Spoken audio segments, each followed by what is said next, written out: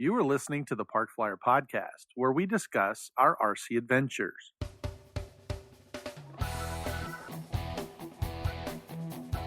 Welcome to the Parkflyer podcast, where we discuss the ups and downs of the new RC Flyer. Join your hosts, Michael and Jay, as they take flight at the park. Now on with the show. Hey everybody, welcome to the Parkflyer podcast. I'm Michael from Arizona. With me always are my good friends Jay from the hills of Texas. And AK Mike in Texas. And before we get started with tonight's show, we're going to give a shout out to our sponsors. We actually got a jingle suggestion. Feeling weak and powerless?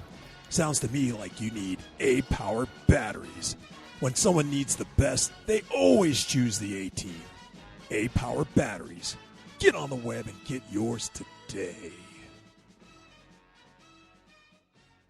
A-Power batteries.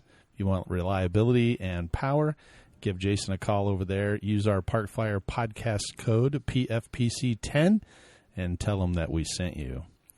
Also, 3D Aero Adventures 3D is also Aero a sponsor. Adventure. Oh, sorry. There you go. And anyway, if you would like a beautiful 3D printed aircraft, head over to 3D Aero Ventures, download one of their tests, and see if you can 3D print it on your printer, and download a plan. Use Parkflyer as your code, and give them a shout. Tell them we sent you over. So I will tell you that thanks to Nick Turner, he jumped out and sent us a voice message on our phone number, 830-444-4943.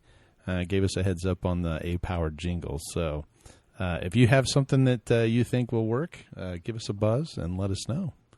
We appreciate Mike, don't it. forget about Susie, how she reached out to us Yes. and told us about our car warranty. That is true. Susie did reach out to us. She's in the vehicle department and gave us a couple of options on our warranties of our vehicles, so we appreciate her. So we bought one of those right away because we didn't want to expire. We did.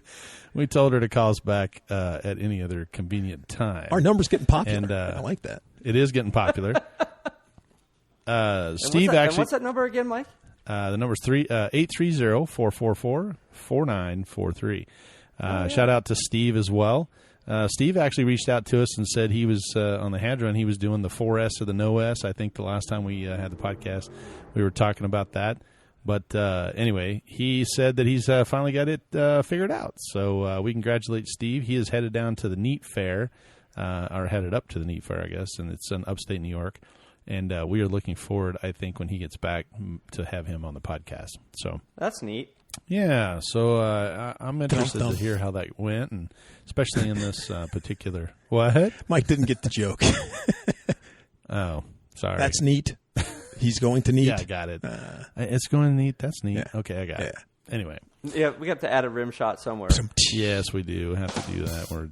I think we've got enough of those, but Jay can figure that out. Well, we also have to thank Jay for filling in his 5 minutes of fame. He kind of got left stranded. Just really quick, what happened is I obviously fly for a living, and I was overseas in Korea. We were headed out for us to be home, and encountered a lightning strike on the airplane. So we had to actually do an air turn back and head back to where we just came from. And due to the fact that we're in a foreign country, that was quite the experience, because they released us. Go, fly, be free, go to the next place. And then we turned around and came back, and they're like, whoa, where did you guys We've never seen come you from? before in our lives. Who are you? Where'd that plane You would come have thought from? that. Yeah, so we had to go through customs once, and then we had to sit around for an hour, waiting for them to dig up paperwork on why we just dropped out of the sky onto these guys, and then we had to go to another area and some other guy. I mean, it's pretty obvious that you took that lightning strike on purpose. Yes, we anybody specifically who knows looked for anything it. would know that. Yeah. Yeah. The good news is, it didn't really hinder us, other than the fact that anytime you get a lightning strike in a large aircraft like that, it can affect systems. So rather than continue on, we talked to our company, and they said, yeah, we needed to go back and have it looked Well, at. So, as you were smelling burned rubber, you were like, I wonder. burnt fiberglass. Should we just keep flying? It's good. You are correct. I will tell you that I'm in my sure the 30-year wires career, are fine. Yes, they are. I smell like somebody's let the blue smoke the out. wires are fine. I mean, when I fly my airplanes and they smell funny, I still fly them. That's right. You just keep flying? Yeah. Yeah, well, Why not? So, That's 'cause so you're not- luckily you're the not in magic it. That's smoke why. did not dissipate within your airplane, and you were able to get back. I mean, that whole conversation just I know, sounded so right. much so air like. Oh yes, I encountered an air, a lightning storm, and had an electrical discharge strike our plane. So we turned around and came right back. As opposed to, I saw the whole thing. I was flying the plane. There was a flashlight. There was a loud noise. I couldn't hear nothing, and I was deafened by the sound of the thunder. And I said, I'm coming, Elizabeth. and I said expletive, and then I kind of had to clean my short. But luckily, I wear the pins when I bleep fly. that out. Man, Oh my gosh! you were lousy telling See a what story. I have to deal with? Well, unfortunately, it put me overseas for another day or two because I'm behind the international date line, and so and we were actually leaving in the future, and now it put me back way too late. So as a result, and then to make matters worse, I got home almost a full day and a half late, and I land in Dallas because that's where the flight ends, and I hopped on a flight to come back to Phoenix. And we got all the way to El Paso, and Albuquerque Center caught fire. They vacated the whole building, shut down the entire air traffic control system. What? We had to turn around and go all the way back to Dallas. What? So it was not my day. Dude, now that I don't understand because, I mean, for the most part, they already got you halfway there, and then all of a sudden, you're Why you're couldn't up they at hand you off altitude or something? Pretty much you're separated. Odds are you aren't going to Well, smack that into was- each I know- other. I You're know gonna what you're get picked saying. up by somebody else by the time you get there. I don't get it. Well, so the sector, Albuquerque Center, is fairly large. It actually covers from about El Paso, Texas, all the way to Los Angeles, basically. And Phoenix is obviously in the middle of that. And it covers up to almost to Salt Lake. So Albuquerque, when we got to that point, there was no one to hand us off to because their building had caught fire and they vacated the building. So when the controller was trying to get in touch with Albuquerque Center, there's nobody there, and he doesn't have the authority to just release me into space that's not covered. So I wasn't flying the airplane, but I was, with the guys. And so then we didn't have enough fuel to hold, which is what they would have normally done. We were VFR, or, it was clearing 1 million. So we had to turn around to Dallas, go get gas. And then they finally got the solution. And so we got to Phoenix, 2 or 3 hours late. So How many evil stares did you get when people were getting off the plane? Like you caused it. No, I think everybody understood. It was, it's one of those things. It had nothing to do with us. It was the fire on the ground. Well, that I caused know it. that, and you know that, but not everybody in the back knows The that. angry Well, Karen no, they made in the back. announcement. The Karen. They made the announcement. So everybody, I was actually in the back. So when they made the announcement, I kind of understood what was going on. I will tell you that, I was in my uniform attire. So everybody kind of looked at me like, what's going on? And I was able to kind of explain what was happening. So a lot of people, if they had questions, the flight attendants were like, they came to me and they go, what's going on? We're And going so I explained it to them. No, What you just no. heard was code. There's a terrorist on the plane. That's code so for gonna we're going turn down. around. Now, don't say that. No. So anyway, that took me out of our normal recording. I was supposed to be back in time to record, and as a result, I was multiple days late. And the unfortunate thing about flying overseas and long haul flights like that is that if something goes wrong, it can lead to an extra 2 or 1, 2 or 3 days, whatever goes on. So I kind of I was in the air and in the airport, and I couldn't tell Jay, hey, I'm not going to be there until I actually got into a position where I had, wireless service and could do that. And then you were, AK Mike, you were up in Alaska, I think, for some of that time too, right? I was.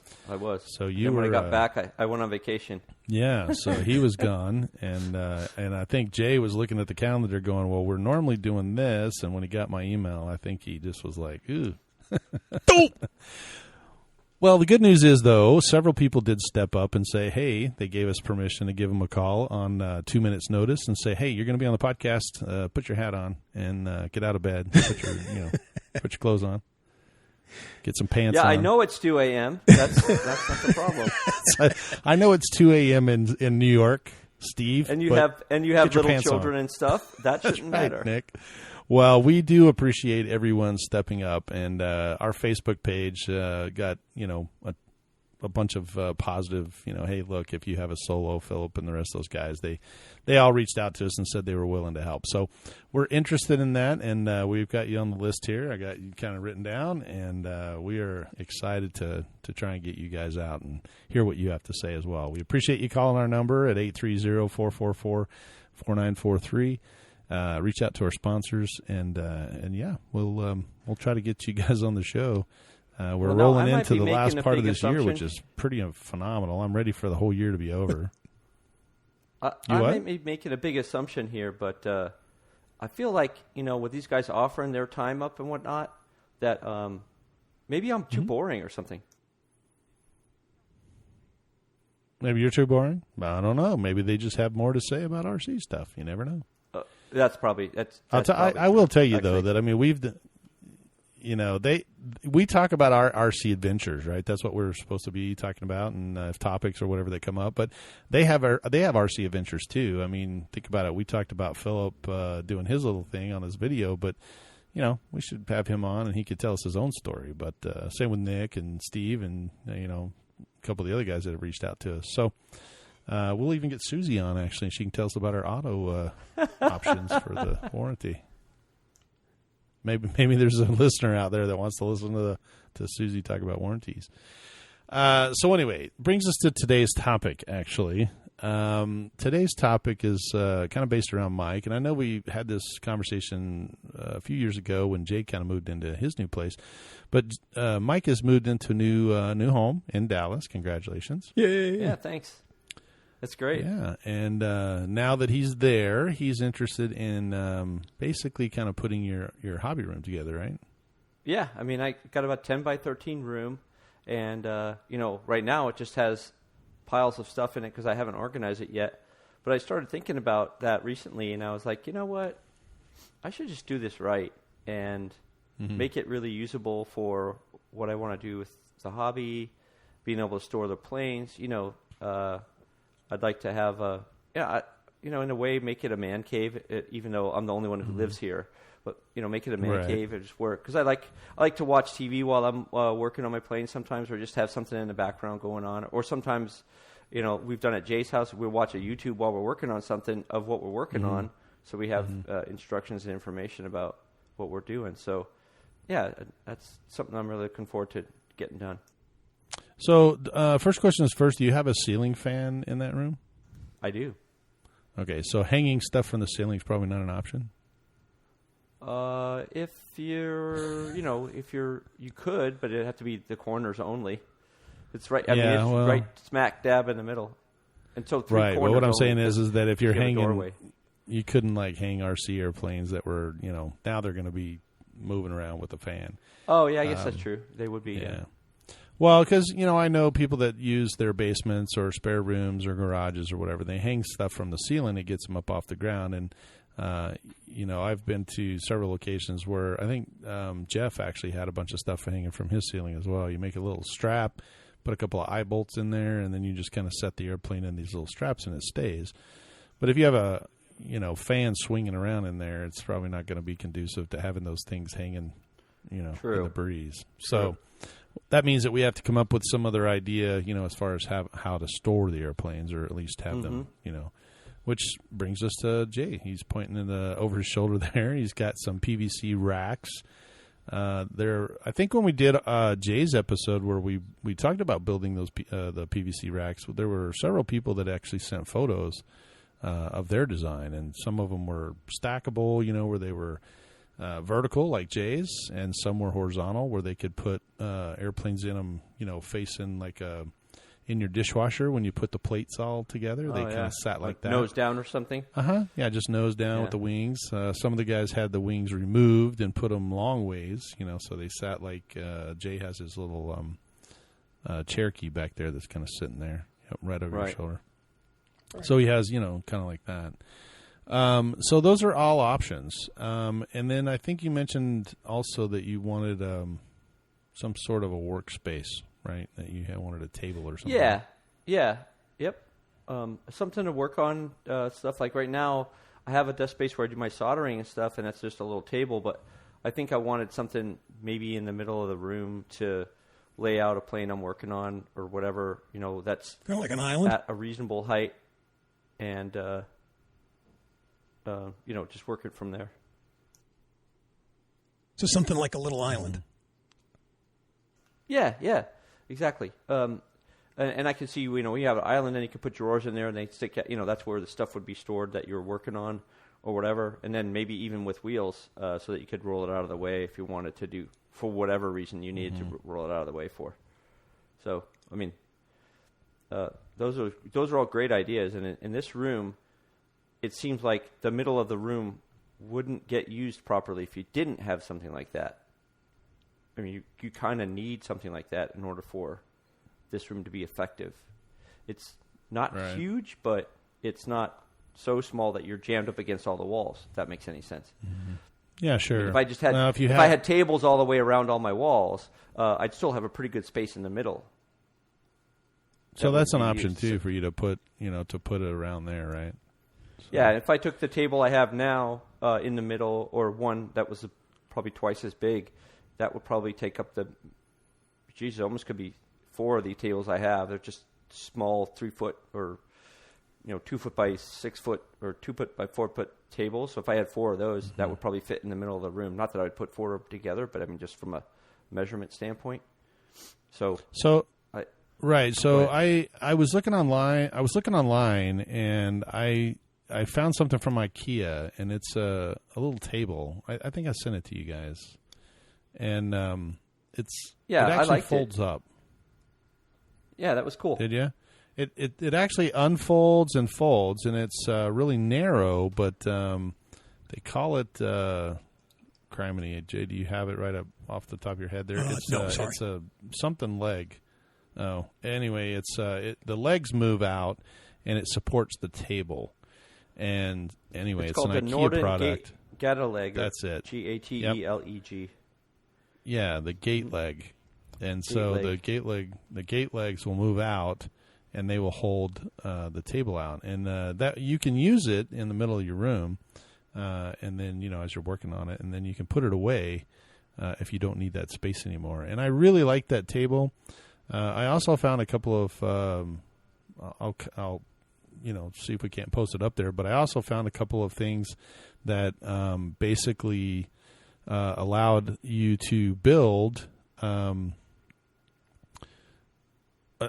table. So a lot of the table portions that people put online, and they gave already, some free designs and that kind of thing. So I know that you're probably not in a position to kind of, have a miter saw and start making all the, your own table kind of thing. But since we're on the topic, there are options for that. There are people out there that have put the tables together. Well, and so my use for it would be typically, I can imagine, Jay being the person he is, shared with me a 3D printed CNC machine. Oh, yeah. And so the kind of things I would use it for would be to toss that CNC machine up on the tabletop to cut out foam parts for a plane I was making or whatever. Because that one that he was showing, although it could probably do other things as well, I would definitely use as similar to the one I had before. But, with the way that one's built, I could actually have different sized legs for whatever project I was using. So theoretically, I could do a bunch of different things with it. Oh, yeah. Yeah, the one that I saw online was built, the guy actually built a space for his table saw. And so his table saw sat inside the table, so it became all one space. But if he needed the table saw, he just, and now it became like a full table saw. And cool. Then he had like 2 or 3 other little instruments that he would use, like a scroll saw and a drill press and stuff that were all exactly the height of the table. So there was a little shelf at the end. He would remove the one, put it underneath, and then put the next one up, and he would have something that he was able to do. to work on. And that's cool. We can. I might do that for my I think garage. we put that up there too, but and Yeah. it would be for a garage. It wouldn't be probably for a 10 by 13 room. But the big question is, if you had an island in the middle, then do you have enough room to have a table and the island that you could work between, or is it? Yeah. Okay. I mean, depending on how big the island is. I mean, if we're talking about a kitchen-sized island, for sure, because they're not very big. I mean, they're only usually a couple feet across, three maybe. Right. If it was 3 feet by 6 feet, I would still have plenty of room to walk around that island and have stuff, So you can still have tables wall. against the wall, to if you had to work. I mean, it's what I say, 13 by 10, 10 and a half, yeah. 10 and a half. Yeah, and so it's 10.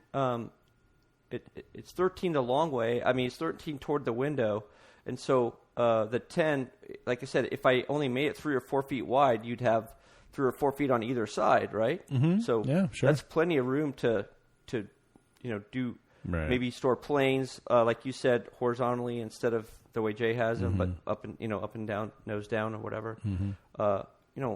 Stacked against the wall, and then you just stack them out towards the middle of the room. Yep, that'll work too. So, those are all great ideas, and I like the stacking ideas that way. Now, when you do that, do you just set them on the nose, or do you set them on the wing? Are they stable on the wing? They're stable on the wings. Mm-hmm. Okay. Does that cause any kind of long-term problem? When they're No, just because sitting there you like could that? pad If they're that foam. stuff. Well, you could put the foam padding on it. Mm-hmm. Okay. I used to when I had my hangar, kind of at the other house that I was at, I would actually put turn the prop just right so that it anchored it, and then just lean it really carefully on its wingtip, and then up against the wall, and then I just put the next one right next to it, so it looked like they were all slotted together. Now they're the sort bad, of at an angle. They're sort of correct. At an angle They're at like about that. a 45 Exactly. degree angle, and they're just kind of sitting. The bad news is that you can't leave them like that for long periods, or let the room Right. get heated, because if it's putting a lot of pressure on that Right, wingtip, it'll be warping. if it's balsa wood, it's probably not that big of a deal. But if it's Right. if it's EPP or EPO or whatever, then sometimes Right. I'd pick my airplane up and the tip would be just bent where it had been sitting on it for more than Right. than I wanted it to. So having said all that, like Jay said, you can take a little piece of foam, and I've done that before too. That little pink foam that we had talked about on one of the previous episodes, and you can just put a line in it. Just take a pen and make a line, and then that'll fit where the wingtip will sit right in it. And you can put that not right on the wingtip where it's sitting in the wingtip, but maybe just a little before it, and it'll support it. I'm not sure I understand about the whole line thing. What do you mean by that? So it's let me. I don't have a. Do you have a piece of foam right there, Jay? Stand that by. you've got sitting around? He's going to grab it. But what I'm talking about is just a little block. So if you just have a little block like that, Yeah. and then all you have to do is put a crease. Just take somewhere in the middle. You can just take a crease in and make a little indention. So that it Jay's going to demo it for us. He's going to take it there with a pen, and you just put a little, indent, a little indention right there on the part, right? But you're going to make it the whole length of it though, like this. Like I would take my pen and go sideways, like you're going to saw a little part.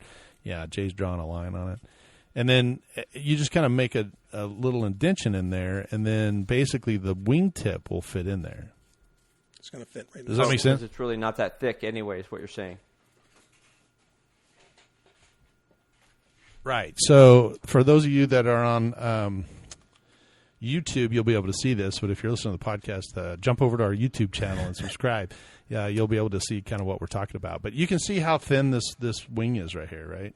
Right. It's not very thin. Quarter So inch. what I would do is I would take that block and you put it right here so that the block is holding this part and you're not leaning on this part. Does that make sense now? A little higher. A little higher there right you here. Okay, so if this is the flat part and you're sitting on the floor, this is putting pressure on that wingtip. See how it's bending? Right. But Yep. if you support this part of it right here, like this, then it's on this part, and so you basically have the block that's inside this little part, this little thin line, and then it just kind of sits on the block. So instead of being supported by the wing tip, it's being supported by the wing Leading wing. main. Yeah, the wing, not the Leading root, edge. but it's the edge. Leading edge, thank you, the leading edge. So, and then your propeller, you're just leaning it into an area where it's just kind of sitting at an angle like that. Well, if that makes sense. doesn't it weigh on the propeller a little bit too and warp that? It doesn't really warp the propeller. This one has got the, in my particular case, it's got the propeller rubber. Prop on saver. it. So the rubber the prop saver. The prop saver may break if it's being twisted. But normally, if you just kind of put the prop this way and lean it over, then there's support right there because that's sitting flat on the on the floor. I see. Now on these airplanes as well, the other thing that you can do, and I don't have, unfortunately, my wife got rid of all our wire hangers, but you can actually take a wire hanger. I have all plastic now, but wire hangers, and you can actually just take the whole hanger and make it a long area, bend it, and then put this on here like this. So you wrap the hanger around the prop, And hang it from the and prop. now you can hang it in the closet. So now it's hanging up in the closet. That'd be too funny to walk in this like house this. and see all planes Yeah. hanging, but that would work. That would work pretty good. You know how they have those rolling hangers too. That would be kind of cool. Like just hang them on that, and then have it on the rolling thing as well. Right, yeah. I actually have some of those in the other room. But my buddy That's a Jeff, good idea. he had one of those big hangers, and he had all of them hanging. So they were like, right up against each other, but they were all hanging off the floor. Now, the downside to that, unfortunately, is if the little prop saver rubber breaks, hits the ground tail first. I which hate is, that. Yeah, I hate that. Which is never a good thing. It's not unlike how I'd fly it though. No, that's true. So, and I will tell you also that my other friend Jim, he has a little workshop, and in all of his foam airplanes that are flat foamies like that, he will take a rubber band, a bigger rubber band. What do you call those, Jay? Number 2 or whatever, the big thick ones that go around the wings, from one to the other. Right. I think number 6. I think they call them number 6. Okay, so he's got a number 6 rubber band. He would loop it and then basically loop it around the motor itself so that it's sitting behind the motor and not hanging on the prop. And then he would hang that from his ceiling. So he had a little hook, a J hook, and then that rubber, so now he can actually tie off the rubber band because those things are stretched, quite a bit, and he can pull it down. All right, so it goes up to its shortest stretch, and when he needed to get it down from the ceiling, he would just grab the airplane, pull it down, right, and then undo the rubber band. So it was kind of cool that it was able to, it was kind of like one of those, I don't know what you call it, the springs or whatever, a little hose reel. It was kind of like that. It'd be good to have like a little video of that if you had, just to see how he tied the rubber band and like just see that.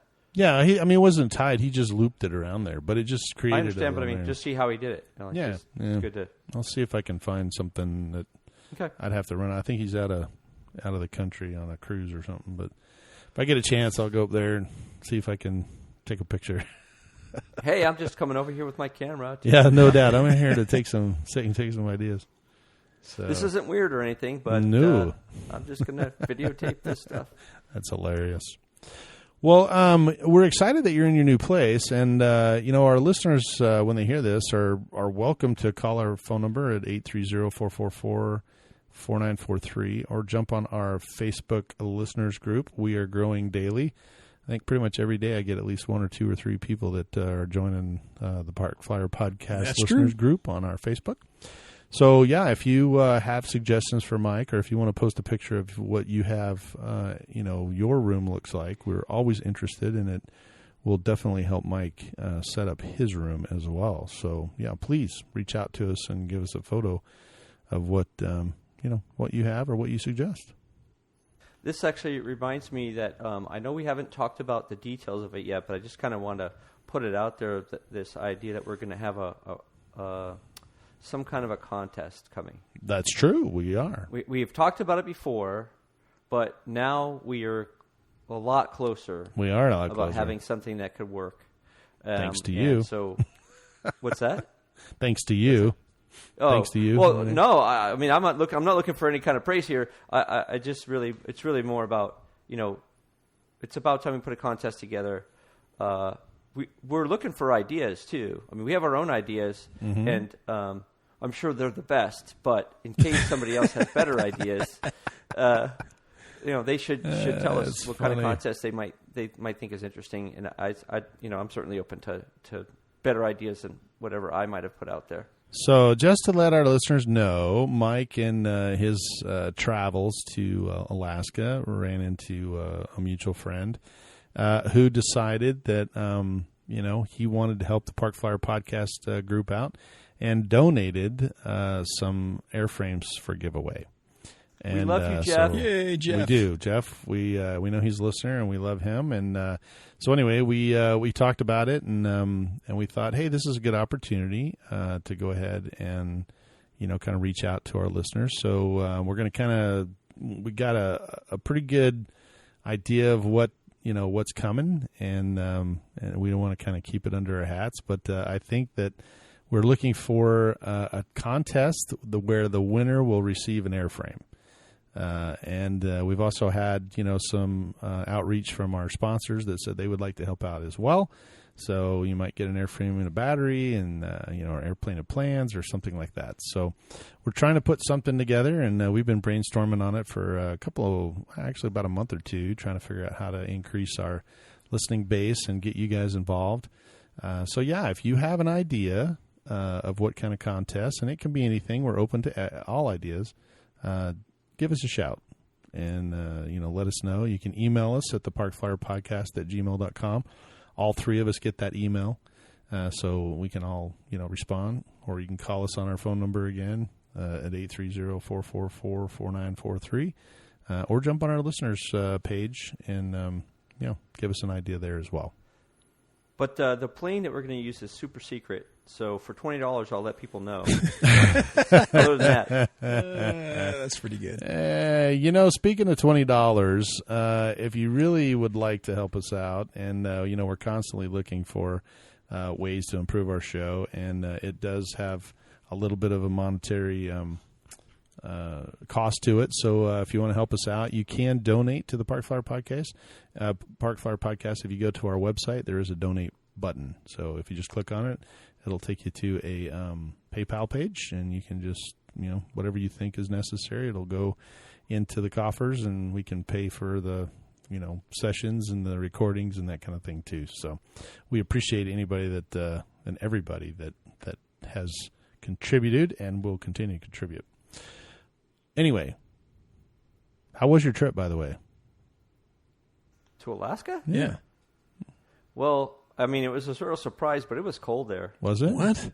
Yeah. You've already acclimated. degrees. You've already acclimated to the Texas weather, haven't you? Oh yeah, it was 50 degrees. I was like, man, I should have brought more clothes.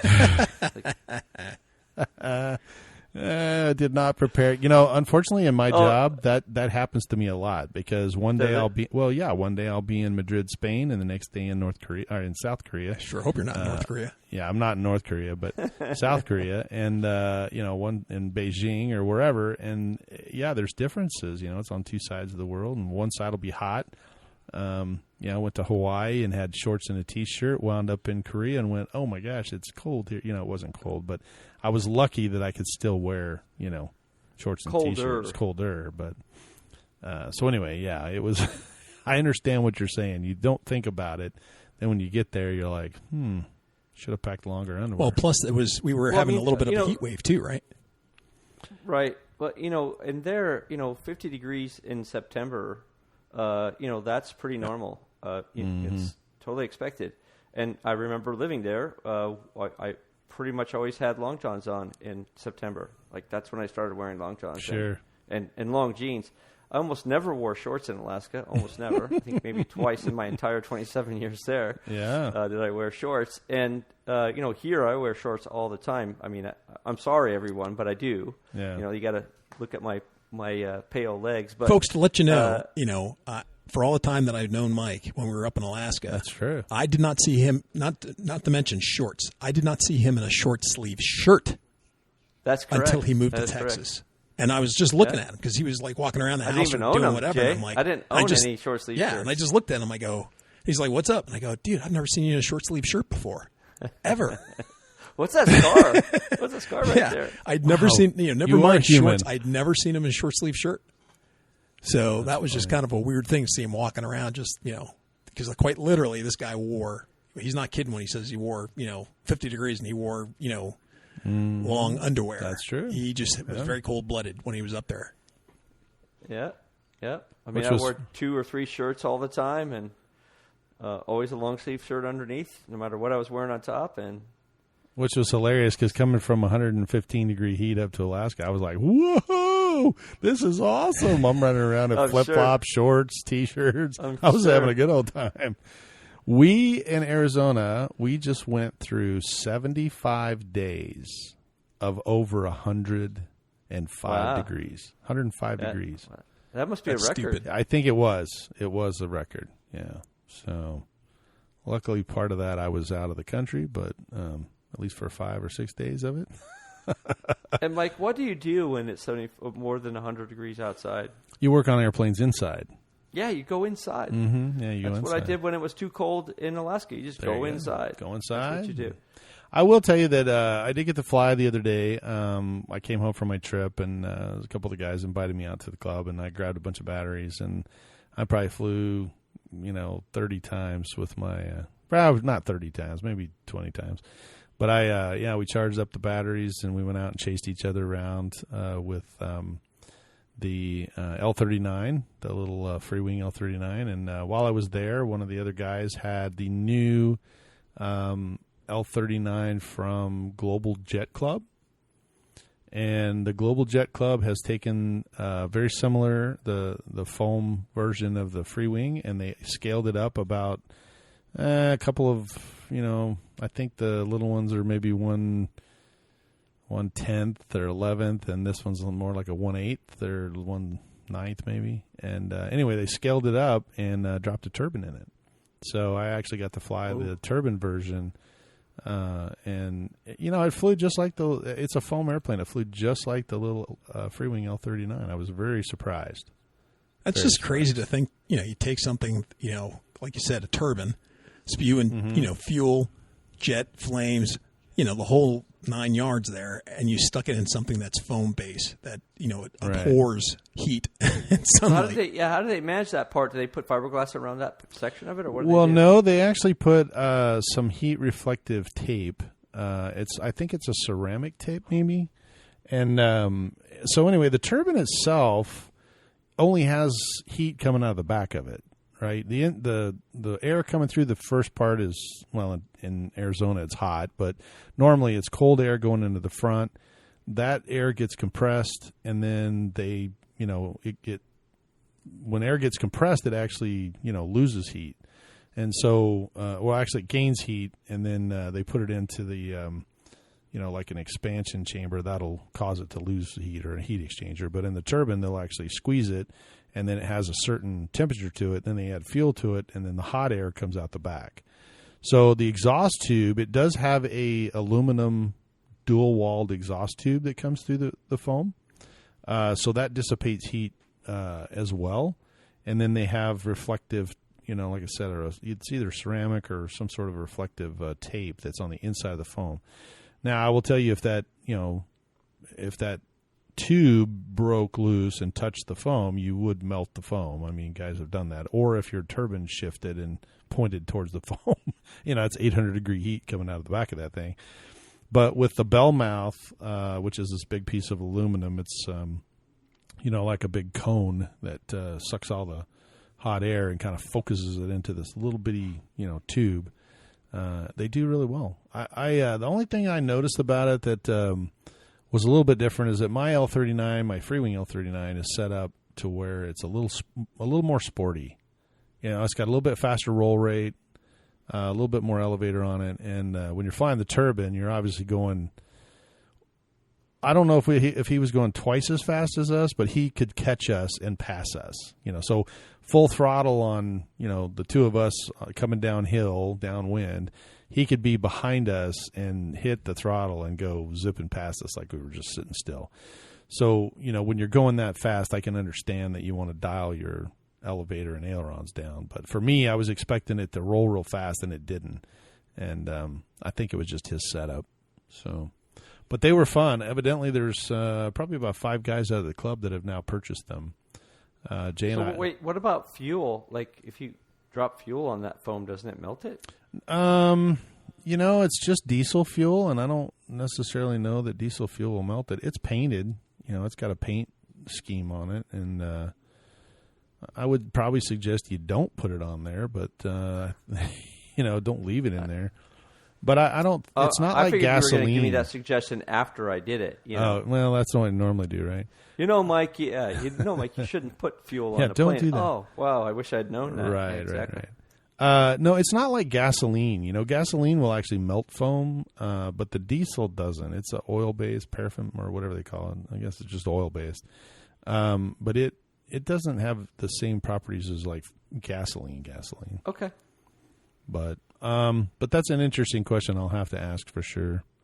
Most of the guys are really careful, because it's foam, and so if you dropped it or hit it or something, you can ding it. It leaves big dents in it, so it works just like our free wing products. The hanger rash, getting it back and forth. All you have to do is touch it, and now you just put a dent, thumbprint in it or whatever. But the good news is that it's just like the. What's that? Yeah, that's exactly what I was about to say. Was the good part about it is you can put your thumb through it or make touch it and leave marks, but the overall the key to it is that if you ding it, you crash a little bit, you do something to it.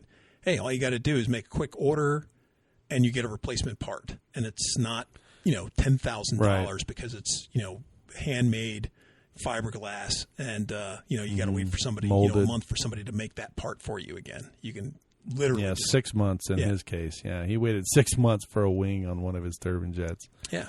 So they have these. If you dinged up a wing, they just send you a new wing. Right. It's just a foam wing. Or I mean, if you fix it, you fix it, right? I mean, as far as the fiberglass and carbon fiber work, something that's molded. It takes a little more talent to do that and a little more knowledge. Right. But for fixing foam, I mean, everybody's got foamy sitting in their house. You just kind of whip it together and, go from there. So, but I was really impressed with it. I like I said, I think more people have flown it, and it's a product that everybody's kind of jumping, into, because it's just one of those fun throw in the car and go fly. And to have a turbine that, normally, when you fly a turbine, especially the size that we fly, it's an all-day event, right? You come out early in the morning and you spend an hour putting the thing together, getting it fueled up, batteries charged, getting ready, testing it, making sure it's not going to fall apart because you got all this money tied into it. This thing, literally, it's like throwing a battery in. You throw some fuel in there. The fuel lasts about 4.5 minutes, so it's only about a minute longer than the L39s we fly anyway. Because my L39 on a 5,000 milliamp 6-cell battery only flies about 3.5 minutes, and he flew 4.5 minutes. So you only get, it's literally got a little 80 turbine in it. You could put a 60 turbine in it, and you might get an extra minute or two of flying out of it. You wouldn't get the same speed he's getting, but it was pretty amazing. And the reason is that everybody's grabbing these is ultimately the cost. Right. Because this is allowed, it's kind of one of those things, Jay and I have talked about it before, but the turbine world was one of those, those guys, right? Who can afford that kind of hobby? Because the amount of, Jay and I were looking at one, the guy had, once you got it, not only was it, somewhere north of $15,000 or $20,000, but you had to buy a trailer for it. There's another 10 or 15, and then you got to buy a truck to haul the trailer, and that's another 50 to 80. So, a lot like owning by the time you got it, is your right, exactly, right. Your hobby just cost you $100,000, and then your house, you just mortgage your house to go pay for your hobby. So it was one of those things that the people in that kind of realm stayed in that kind of realm, and everybody else kind of did this, but. The invention of the foam and the combination of the foam turbine and this, injection molding that these guys have started doing has really come a long way, and has brought the cost of those. It's brought the cost of entry into the turbine world considerably lower. And matter of fact, and the you turbines guys are have heard us smaller talk about too, it. right? Yeah, absolutely. That's the big thing. And the turbines are smaller and a little bit, they're about the same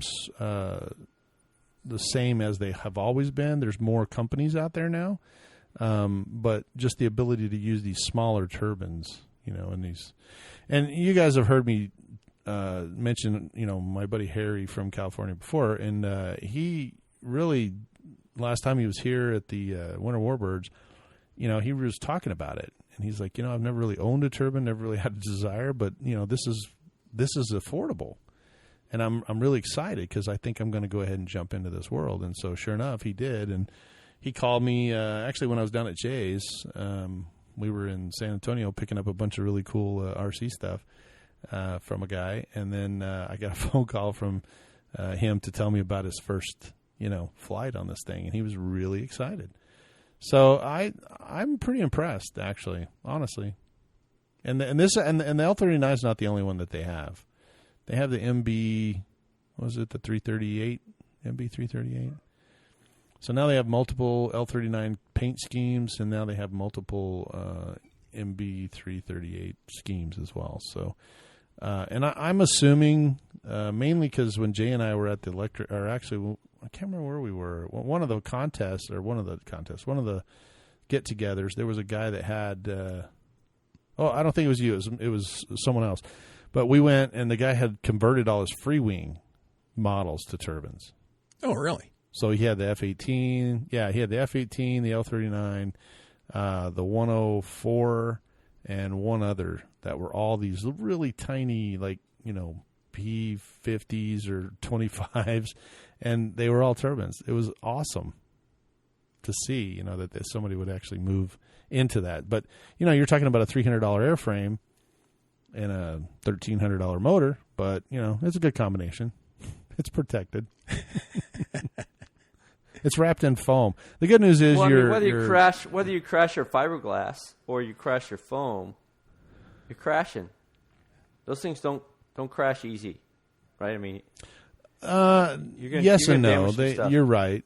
You will damage some stuff. I think in this particular environment, in the desert environment, crashing a foam airplane is probably going to render it no longer usable, or will require a lot of, detailed repair. I crashed my L-39. I recovered the majority of it.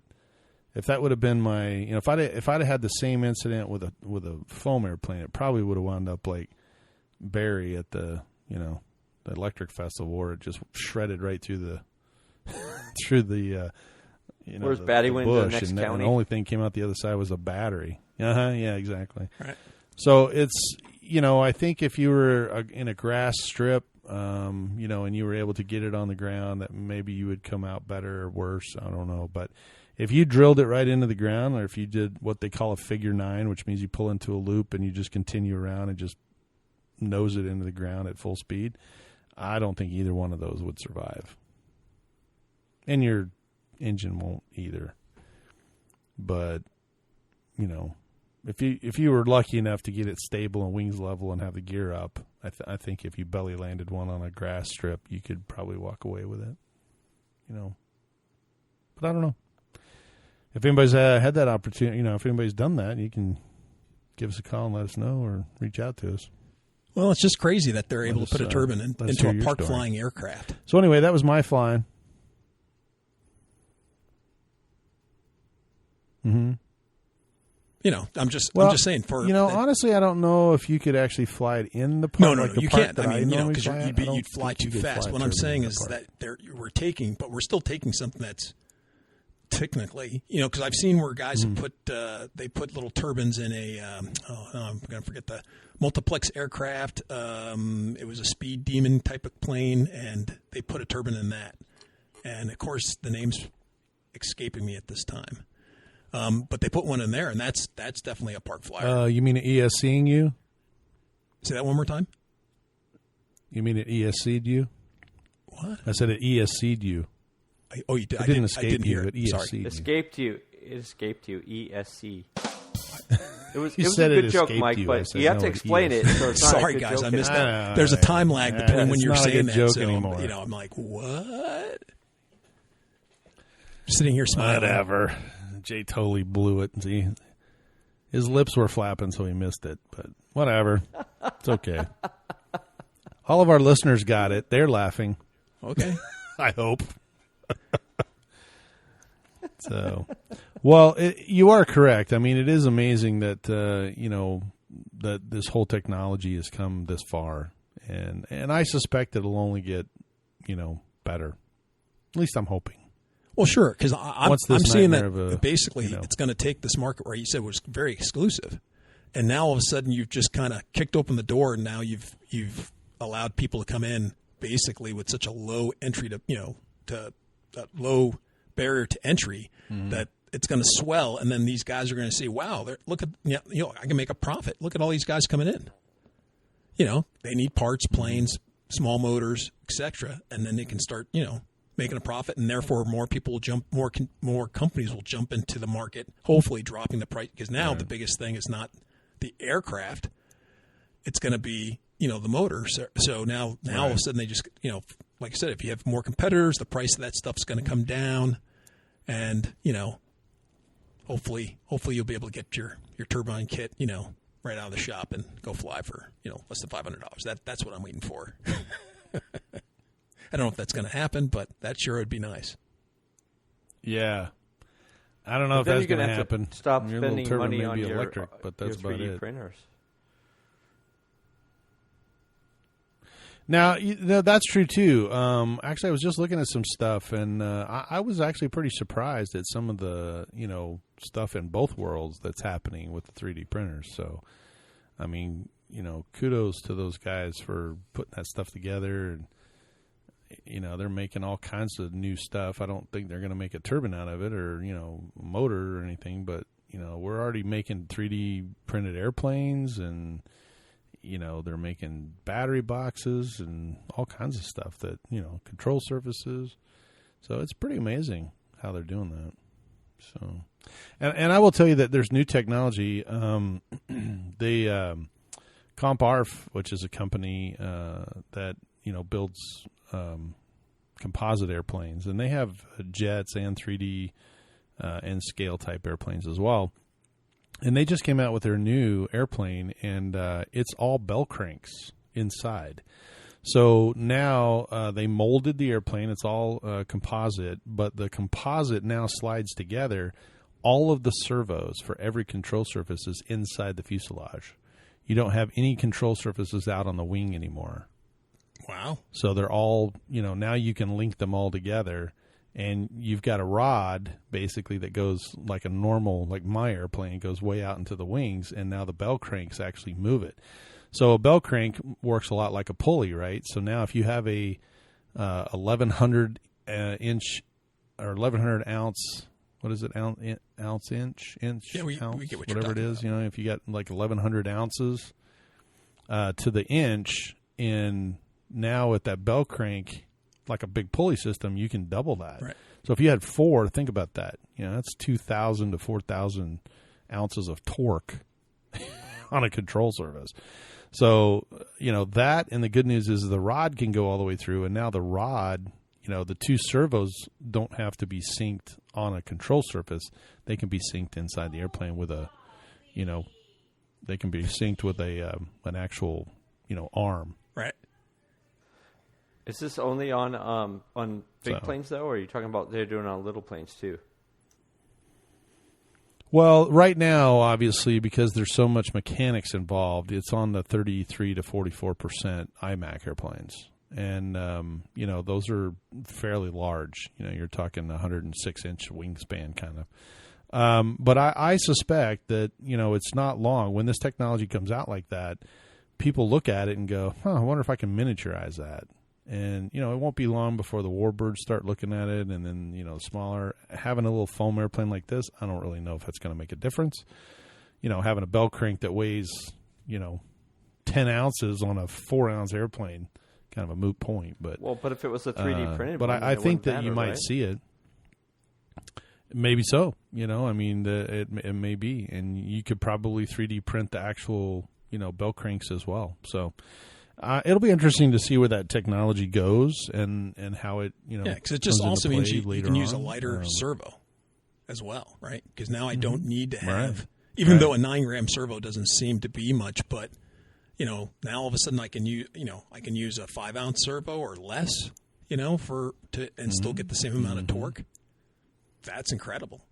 Right. So that would be pretty amazing. Sounds and simple. then now, instead of the torque being an issue, it's going to be the speed. How fast can I get this servo to actually move? Right. Because right now they've got servos out, that are down into the 0.6, 0.5, or 0.05, I guess. And, those things are like, you can barely see them. And they're like zip, zip, zip, zip, zip. You can almost fan yourself with it. But anyway, I'm excited. Like I said, the technology side of the RC world is always changing. It's always, getting better. And I think more and more technology comes out, then it just makes the hobby that much better. So I'm interested to, talk to the guys that are coming back from the NEAT fair and see what they, what they say. And what they've seen out there and what the new technology is. Yeah, sure. Well, plus it would be interesting to see just what they did for the show. I mean, COVID-wide, since everybody's still crazy, especially like in New York. Mm-hmm. That's why I was kind of surprised that they were still having the event. You know what I mean? Yeah, but that's upstate, though. I know, but, it's kind of like the epicenter of where things are going bad or being bad. So I'm wondering, it'd be interesting if we talk to him, what he's going to say, what they had to do or not do, or if it was no big deal. I suspect they were going to say, hey, it was outside, It was no big deal, is what I'm thinking he's going to end up saying. But, it'll give us a good idea of what we might have to deal with the upcoming year with the Electric Festival here in Arizona. Yeah, very true. Well, hopefully this thing will wind down soon. And I saw a meme the other day. It was pretty funny. It's I think actually Harry put it out, which was hilarious. He said, "Hey, I just took the COVID. What do you call that? When they give you the shot, the vaccination." No, I have a brain hemorrhage. What do you call that? Vaccination. He said, I just took the COVID vaccination. They made it over in Russia. He goes, and I want you to know with the full, confidence that there are no side effects. And he goes into this Russian thing. And it's pretty funny. It was like all English, and then he starts speaking Russian. I was laughing. It was pretty funny. Anyway, I laughed at that, Harry. So I know he's a listener too. So don't before we go, I will. That's right. Don't try it at home. Before we go, I want to reach out to Big Mike as well, because Big Mike has been preparing, and he just sent me some stuff. He has now put lights and some moving map stuff and everything in the Cessna that we made. Really? So that he brought last year, that big 14-foot Cessna. Yeah. So now the inside has like a Garmin 1000, and the landing gear lights are working. So he's doing that'll be interesting to talk to him about how you did that. Overhaul on the cockpit portion. So it'll be yeah. So it's kind of neat. He sent me some photos and a little video of it, and I was like, all right. But it had a big red light on the dash, and I told him, I said, a big red light on the dash to a pilot usually means things are going really bad. He said, oh, maybe I should change that to green. I said, yeah, give it a thought.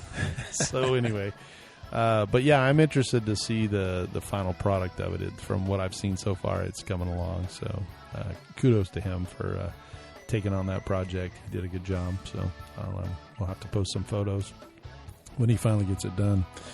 Well, unfortunately, our hour is up. It kind of went by really quick with our trip schedules, and we appreciate Jay for doing the solo show. I thought it was funny with the crickets. That was awesome.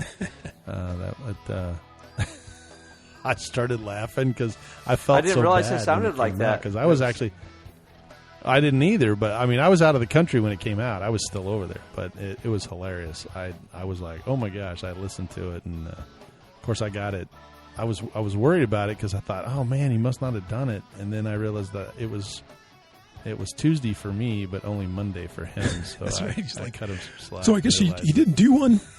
Yeah, dude. What are you talking about? It's coming out tomorrow. I know. I texted him. I was like, I guess we didn't do one. And he goes, no, it's tomorrow. And I'm like, what are you talking about? It is tomorrow. And then I'm like, oh, yeah, I'm calling you, or I'm touching base with you from the future. Exactly. So that's kind of weird. But, well, I guess our, time's up. Give us a call, 830-444-4943.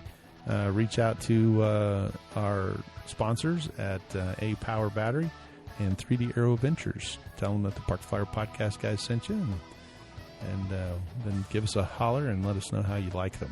We'll have to reach out to Bill, because I think he just got his A Power battery, so we'll have to give him a shout. So anyway, from let's see, Arizona, I'm Michael. And from the hills of Texas. Jeez. Jay from the hills of Texas. I lose my voice, folks. Save me, Mike. This Wow. is AK Mike in Texas. Got the COVID. The COVID's got me. All right, man. We'll see. I know. We'll see you in 2 weeks. Try to fly. You have been listening to the Parkflyer podcast. Thank you for joining us, and we look forward to your next visit. Please give our show a star rating and review, and feel free to email us your questions, topics, or suggestions to parkflyerpodcast@gmail.com.